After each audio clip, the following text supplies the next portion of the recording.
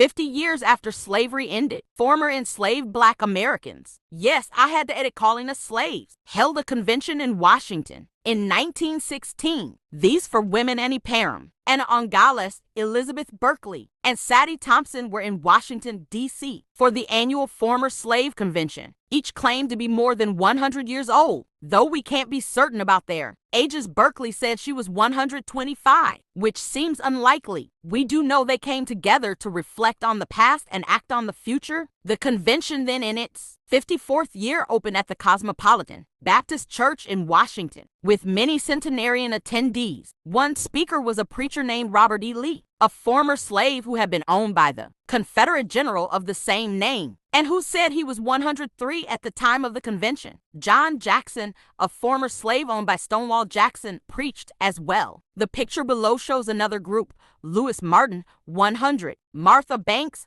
104, Amy Ware, 103, and Reverend S.P. Drew, born free, 4 attendees of the former slave convention. Library of Congress. It wasn't just a chance for former slaves to connect, it was also a platform for activist goals. The convention attendees requested a universal pardon for married convicts, which followed earlier calls for pensions for former slaves. That issue was actively debated at the time. In 1899, about 21% of all Blacks in America had been born into slavery, and the legal future of pensions or reparations was uncertain. In 1915, East Johnson v.S. McAdoo, an ex-slave pension association sued the government for $68 million for cotton produced while the members were slaves. However, the D.C. Court of Appeals denied the claim, and the U.S. Supreme Court upheld the decision.